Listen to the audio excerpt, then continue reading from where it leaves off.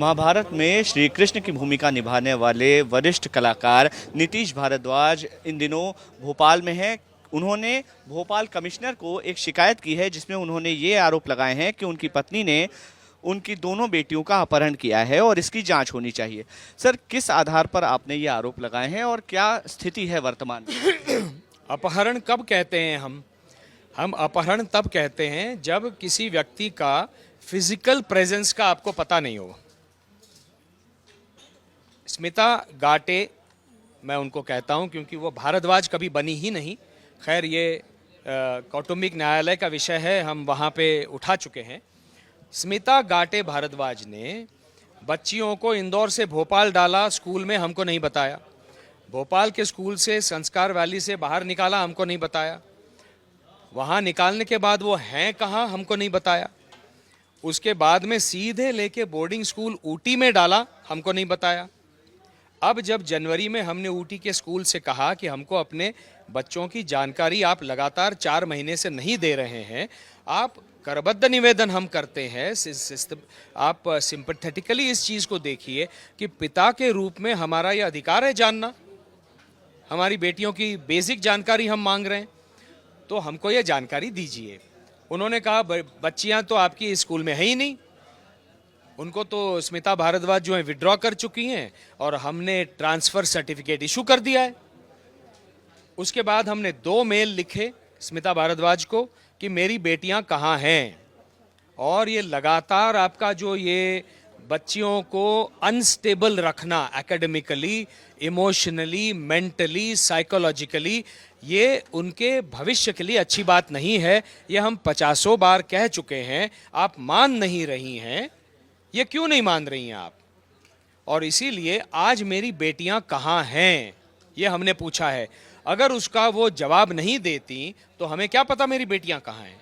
और देखिए, सीधी बात है, जब कोई पेरेंट, मैं ये कहूँगा, जिसके पास आज कस्टडी है फिजिकल, अभी अभी हम सब ने देखा है, महीना 1.5 महीना पहले एक केस हुआ था सूचना सेठ का। वो आर्टिफिशियल इंटेलिजेंस की एक कंपनी की सीईओ थी। वो अपने बच्चे को वहाँ पे ले गई, सेम सिचुएशन था।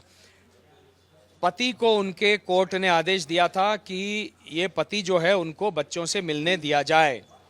ये गोवा में ले गई और गोवा में उस 4 साल के बच्चे की हत्या कर दी और उसके टुकड़े टुकड़े करके बैग में भर के। देखिए, हम ये समझ सकते हैं कि ये एक्सट्रीम केस हम कह रहे हैं, लेकिन जिस महिला का इतना ऑब्सेसिव बिहेवियर है कि लगातार पिता को बेटियों से वो तोड़ रही है, तो हम किसी भी विकल्प को नकार नहीं सकते। डर लग रहा है आपको अपनी बेटी को? डर लग रहा है, फिजिकल सेफ्टी का डर लग रहा है। किन हालात में मेरी बेटियां हैं, उनके ऊपर क्या मानसिक और साइकोलॉजिकल दबाव डाला जा रहा है, हमको नहीं पता। 2 तारीख को जो वो हमको मिली कोर्ट के ऑर्डर से, तो वो कपड़े को यूं यूं यूं यूं यूं यूं यूं यूं कर रही थी।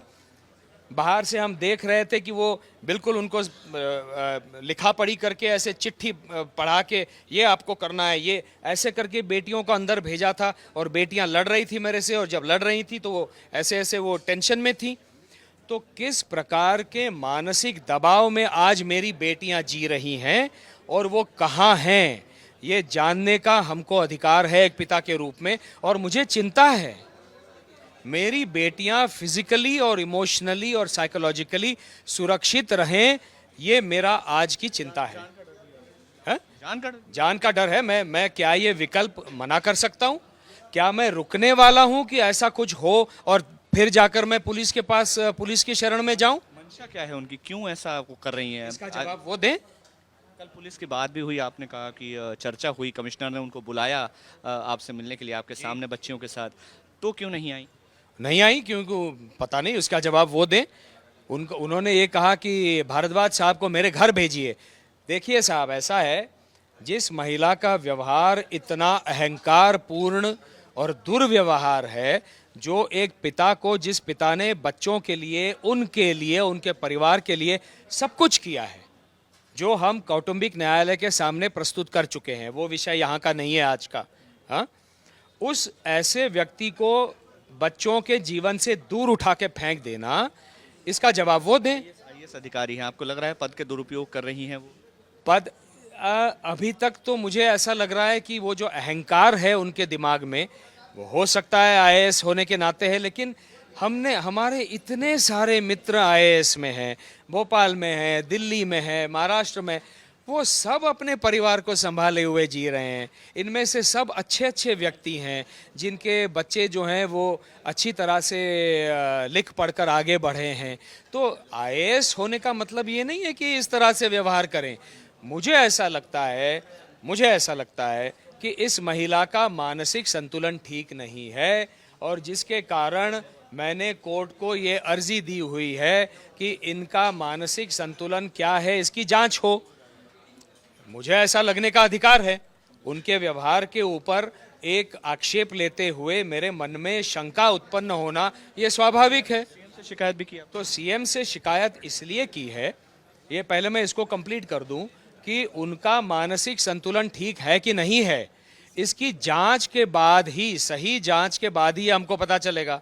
तो इसके ऑर्डर के लिए हम प्रेस करेंगे कौटुंबिक न्यायालय में। सीएम से शिकायत इसलिए की है कि कल को आईएएस लॉबी का और आईएएस के पद का दुरुपयोग करते हुए वो पुलिस के ऊपर कोई दबाव ना डालें। इसलिए सीएम साहब को मैंने माननीय मुख्यमंत्री जी को ये सारे कागजात दिखाए हैं, और उन्होंने कहा कि ये जो हो रहा है ये गलत हो रहा है, और यदि आवश्यकता पड़ी तो मैं इसमें इंटरवीन करूंगा, स्वयं उनसे बात करूंगा और पुलिस कमिश्नर से भी बात करूंगा। और मैंने भी करबद्ध निवेदन किया है कि यदि आवश्यकता पड़ी मैं सहायता के लिए आपके पास आऊंगा। आखिरी सवाल थोड़ा निजी है, लव मैरिज थी अरेंज मैरिज? आज वो मैटर नहीं करता, बिल्कुल मैटर नहीं करता। तो ये शिकायत नीतीश भारद्वाज की ओर से की गई है और इस पर जांच का आश्वासन पुलिस ने दिया भी है। कैमरामैन यशवंत के साथ मकरंद काली, टाइम्स नाउ भारत, भोपाल।